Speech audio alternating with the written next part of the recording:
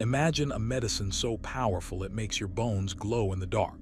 A health tonic so celebrated that doctors prescribe it and the wealthy drink it by the case, absolutely convinced it's the secret to eternal youth and boundless energy. It comes in a handsome bottle, and its contents emit a faint, beautiful, otherworldly light, a visible sign of its incredible power. You drink it every day. You feel fantastic. Now imagine that same medicine, years later, causing your teeth to loosen and fall from your gums. Imagine the bones of your jaw beginning to ache, then to crumble, and then to literally disintegrate inside your own face until parts of it have to be surgically removed. Imagine discovering that the miracle you've been drinking has been systematically dissolving your skeleton from the inside out. This isn't a science fiction horror story.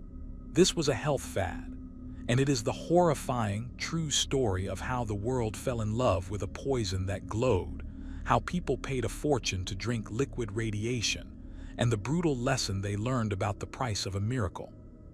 To understand how a substance we now associate with nuclear hazards was once marketed like a vitamin, we must travel back to the turn of the 20th century. The world was crackling with scientific discovery, and in a cluttered Parisian workshop, a brilliant husband and wife team, Marie and Pierre Curie, were on the verge of a discovery that would change the world forever. In 1898, while tirelessly studying the mysterious rays emitted by uranium ore, they isolated a new element. It was unlike anything seen before. It was millions of times more radioactive than uranium, and it possessed an astonishing property. It produced a constant, seemingly endless supply of energy and light.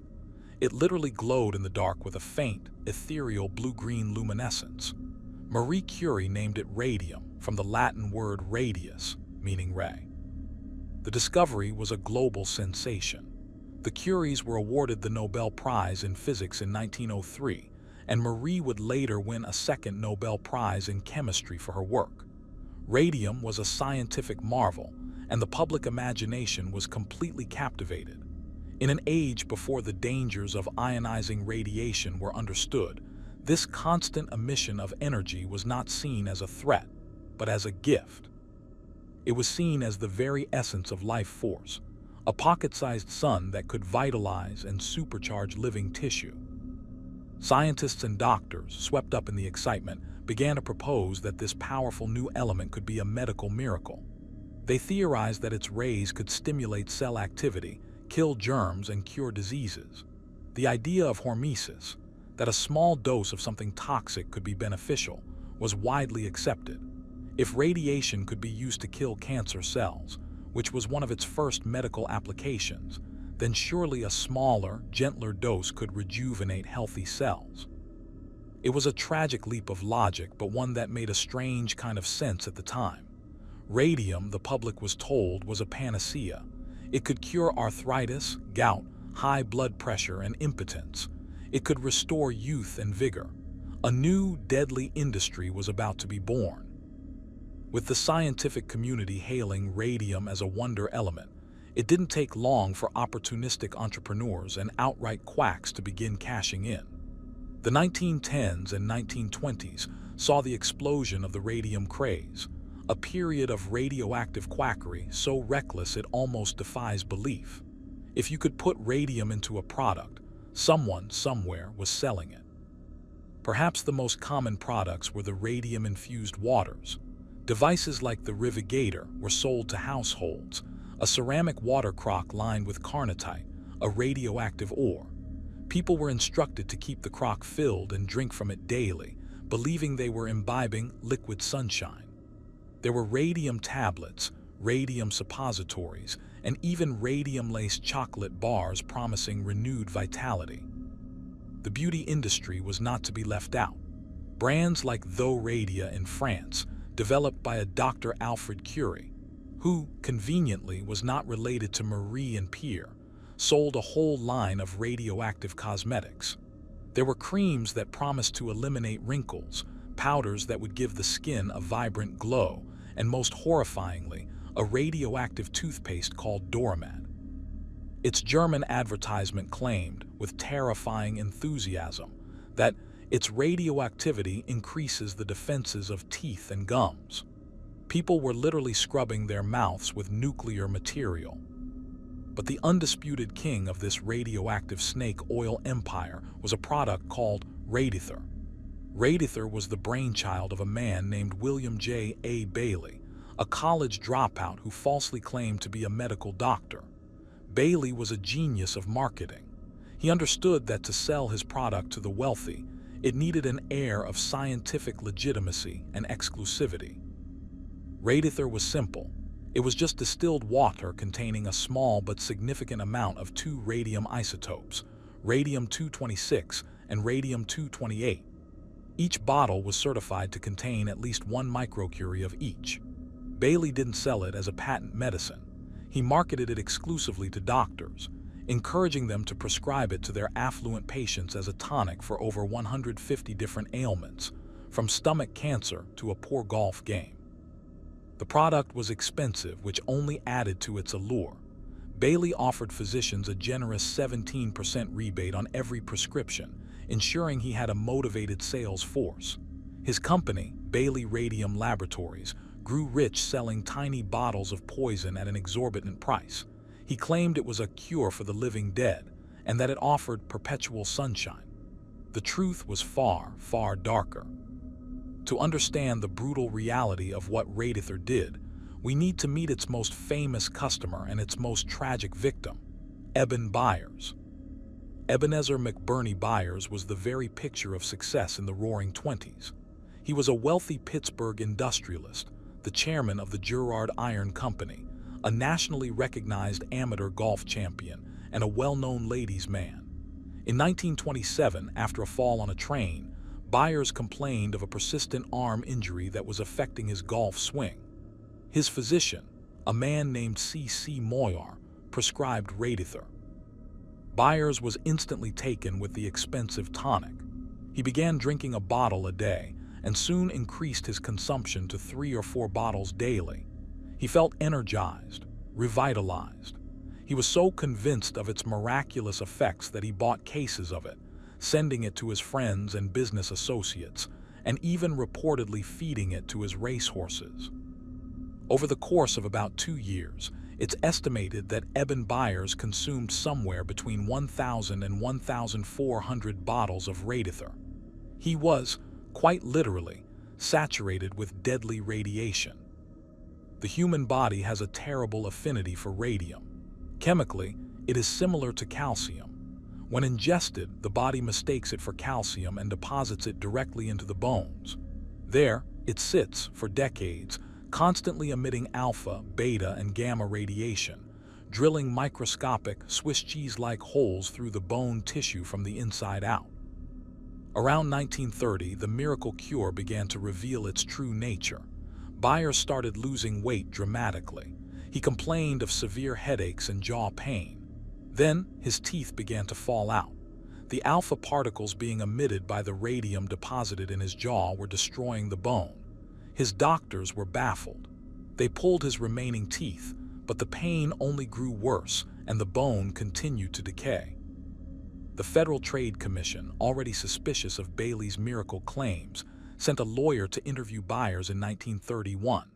The lawyer found Byers in a horrifying condition. He was physically shattered. He had already had his entire upper jaw and most of his lower jaw surgically removed. The remaining bone tissue in his chin was slowly disintegrating. Holes were forming in his skull. His body was trying to expel the radioactive poison, but in doing so, it was destroying itself. Eben Byers died on March 31, 1932. The official cause of death was listed as radiation-induced cancers, but the reality was more gruesome. He had suffered a near-total skeletal breakdown. The Wall Street Journal ran a story on his death with a headline that would become infamous. The radium water worked fine until his jaw came off. When his body was exhumed years later for study, his bones were still so radioactive they could expose photographic film. The horrifying, high-profile death of a man as prominent as Eben Byers was a wake-up call. But he was not the only victim of the radium craze. A far larger, more systematic tragedy had been unfolding for years in the factories of a company called the United States Radium Corporation. In Orange, New Jersey, the company operated a plant where it produced its own glowing product, Undark, a radium-laced paint used for watch dials and military instruments. The work of applying the paint was delicate, and it was performed almost exclusively by young women who were praised for their nimble hands. They became known as the Radium Girls. The girls were paid well for the time, and the work had a certain glamour. The radium dust would cling to their hair and clothes, causing them to literally glow in the dark, a novelty they would show off to their friends and families after work. The method they were taught to use was called lip-dip paint. To get a fine point on their camel hair brushes, they would place the bristles between their lips, dip the brush in the radium paint, and then paint the tiny numbers on the watch faces. With every lick, they were swallowing a small dose of deadly poison. Company management knew the dangers. The chemists and executives protected themselves with lead screens and ivory-tipped tongs, but they assured the girls that the radium was perfectly harmless. When the girls began to get sick in the early 1920s, the company engaged in a brutal campaign of denial and obfuscation. The symptoms were horrific and mysterious.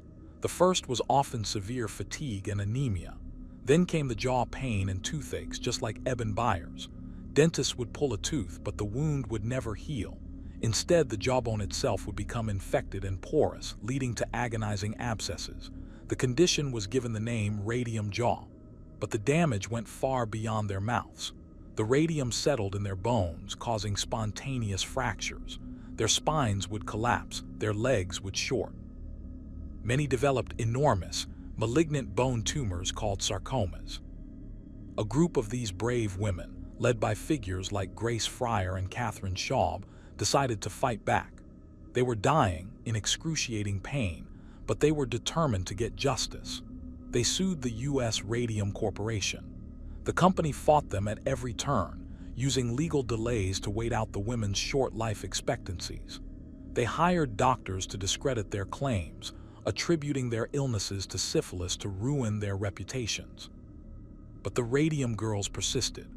Their case became a media sensation, a David and Goliath story that captivated the nation. Though many of the women died before the final legal battles were won, their struggle brought the horrific dangers of radium into the public consciousness in a way nothing else had. They proved that this miracle element was a silent killer, not just for the wealthy who drank it, but for the working-class girls who were poisoned by it for profit. The one-two punch of the Radium Girls lawsuit and the grotesque, widely publicized death of Eben Byers marked the end of an era. The public was finally forced to see the truth behind the glowing promises. Radium was not a fountain of youth, it was a poison. The outcry was so great that it gave real power to a previously weak government agency, the Food and Drug Administration, FDA. In 1938, spurred by these tragedies and others, the United States passed the Federal Food, Drug, and Cosmetic Act. This landmark legislation gave the FDA the authority to regulate these products, to demand proof of safety, and to crack down on the kind of fraudulent, dangerous marketing that had defined the radium craze. The days of selling radioactive water as a health tonic were over. William J. A. Bailey, the man who got rich selling Radither, never faced prison time, but he died of cancer, a likely victim of his own deadly product. The story of the radium craze is a terrifying chapter in the history of medicine and public health. It's a stark reminder of how easily scientific discovery can be twisted by greed and ignorance. It reveals our timeless, desperate desire for miracle cures and the profound vulnerability that desire creates. People wanted to believe in a magical glowing substance that could grant them health and vitality. That belief was so strong that it blinded them to the horrific reality of what they were putting into their bodies. It's a cautionary tale written in the bones of its victims. The healthy glow they were paid a fortune for was just the light of their own destruction, a slow, internal fire that consumed them from within, leaving behind only pain, suffering, and a legacy that should never be forgotten.